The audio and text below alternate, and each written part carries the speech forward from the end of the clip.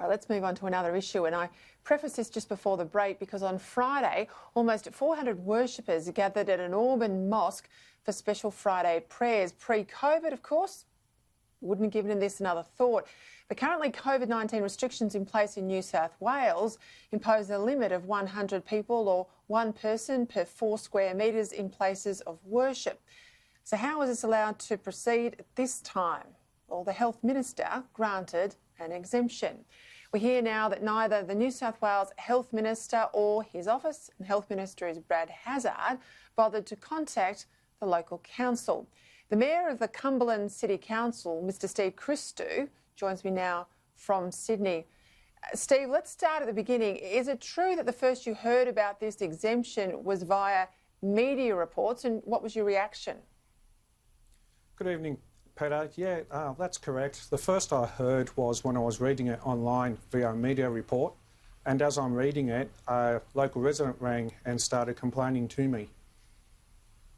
And what was their concern? Were they worried for their own health? You not being notified, were you worried about, all these people gathering? Would they go home via other places in the area? What was the concern? Well, their concerns were, how could you allow this? And it was news to me. And I walked into the General Manager's office in the next office and I said to him, do you know anything about this?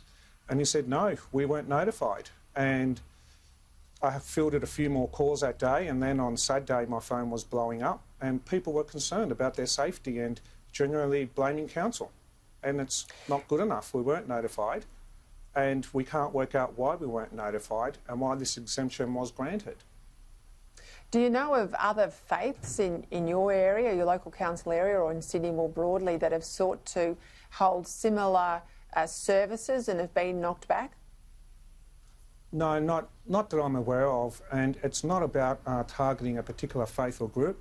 It's about having a consistent policy for one and all. We're all in this together, and we can't understand how New South Wales Health and the Minister sought to grant an exemption at Gallipoli Mosque and not notify anybody, and it's just beggars belief, and we're just really disappointed over it, and somebody needs to be held to account. Have you since spoken now to the Health Minister's office or authorities in any way? Have they made contact with you? No, they haven't. Not even a phone call, not an email. We did see a response that was put out in media in regards to our media statement saying that, well, New South Wales Health doesn't usually notify local councils. We notify the local health district and the local police. Well, I'm sorry, that excuse doesn't wash. We're the 4th biggest council in New South Wales.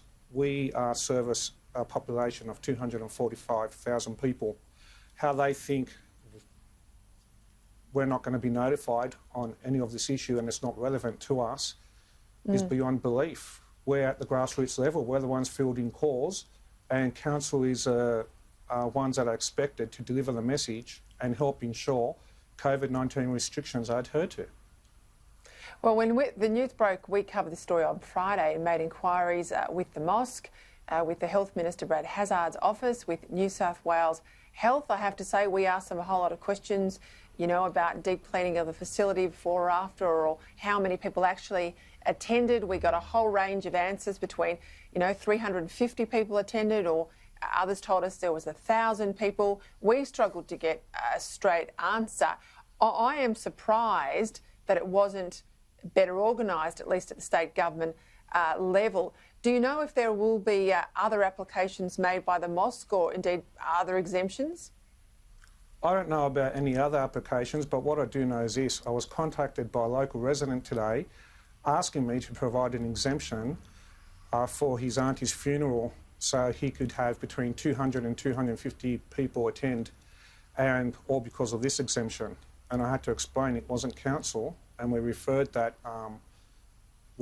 to New South Wales Health to assess. Yeah, this is the issue. This is the problem. Steve Christou, thank you very much for your time. Thank you, Peta. Thank you very much. You're welcome.